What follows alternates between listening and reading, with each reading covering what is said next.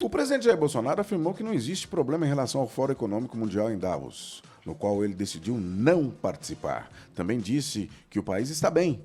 Ele comentou sobre sua ausência no evento da seguinte maneira nessa quinta-feira, abre aspas, tudo resolvido, sem problemas com Davos, sem problema. A taxação do aço, sem problema com os Estados Unidos, fecha aspas. Foi a explicação que ele deu. Completou o presidente na portaria do Palácio da Alvorada na manhã de ontem, pouco antes de embarcar para um recesso no Guarujá.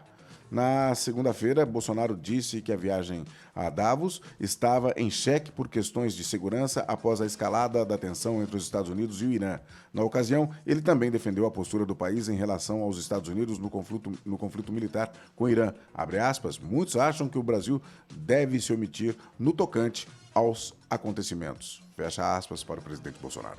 O presidente Bolsonaro perde oportunidades de colocar o Brasil em destaque, de mostrar o protagonismo do Brasil, de mostrar esse novo momento que ele próprio diz que o Brasil está vivendo, né, para o mundo. O Fórum Econômico em Davos vai discutir o futuro do trabalho, o impacto da revolução tecnológica nas profissões, as profissões que estão sendo extinguidas com esse novo momento da tecnologia, né? As profissões que vão surgir e que a gente ainda nem conhece, vai ser o tema que vai dar o norte das discussões em Davos. Seria importantíssimo o presidente estar nessas discussões e mostrar o que o Brasil está fazendo, como é que o Brasil está acompanhando essas discussões em relação à qualificação da mão de obra jovem, da reposição dos idosos no mercado de trabalho, que muitos países estão fazendo. Agora, se ele não vai, a gente tem que pensar o seguinte, às vezes é melhor não ir do que ir e ter uma participação pífia, né? Mas quem vai representar o Brasil em Davos é o ministro Paulo Guedes, né? Com certeza vai botar o Brasil mais algumas coisas para venda. E quando ele fala aqui, muitos acham que o Brasil deve se omitir no tocante aos fatos de Estados Unidos e Irã. Já deveria ter. Ele deveria ter. O Brasil omitido. tem que se colocar mesmo, como disse o Lucas. O Brasil tem que demonstrar que ele é conciliador, tem que demonstrar que o Brasil é pacificador, que o Brasil não é favorável à guerra, que o Brasil. Agora, que não pode o Brasil é tomar lado, como ele fez. Né? Então ele não está indo aí nessa viagem justamente por ter tomado lado.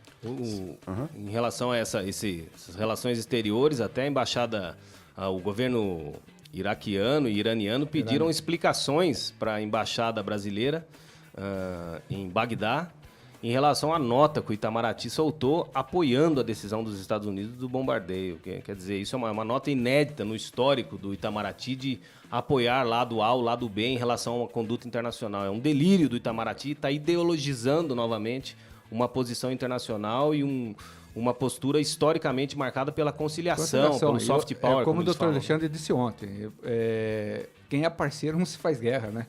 Então, o Brasil está indo para um caminho errado, lamentavelmente, a gente não sabe as consequências disso. Bom, vamos continuar falando aqui do presidente Jair Bolsonaro. Ele defendeu na noite de ontem cortes feitos nas normas regulamentadoras relativas à segurança no trabalho. Em sua tradicional live do Facebook, ele alegou que é necessário facilitar a vida dos patrões para dar emprego. Como exemplo, o presidente deu um exemplo assim bem pífio, mas vamos lá, o presidente citou muito as empresas que atuam no corte de folhas de carnaúba para a produção de cera em Matopiba, região cujo nome é formado pelos territórios dos estados do Maranhão, Tocantins, Piauí e Bahia. Inclusive abrange parte dos locais. Uma das multas seria pela falta de banheiro químico para os trabalhadores. Bolsonaro, ele fez esse comentário aqui em tom jocoso, em tom de ironia.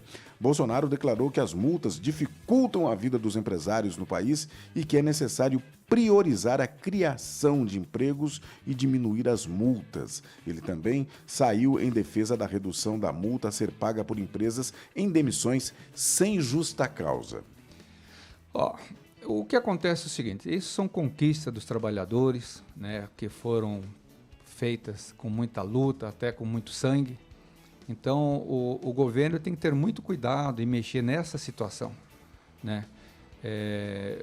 Porque o Brasil sempre gerou emprego com todas essas consequências das leis trabalhistas, né? Nunca houve prejuízo para os patrões em relação a isso. Ao contrário, tendo segurança do trabalho, para o trabalhador, a geração de emprego é maior. Porque nós estamos caminhando para um subemprego, para uma escravidão, Tá Empregos certo? precarizados. Precarizado. Então, o governo não pode olhar por esse lado. Isso vai incitando o sindicato, vai incitando os trabalhadores. Isso pode gerar uma convulsão social muito forte, com muita violência, tá certo? Como tem se visto em muitos países, essa perda de direito, essas conquistas que foram feitas lá atrás, né? Com lutas na época da ditadura, pós-ditadura, com muito trabalho. O que me espanta é o Congresso Nacional estar silencioso em relação a isso. Não olhar para o povo, não olhar para o trabalhador. Né? As consequências disso é muito perigoso.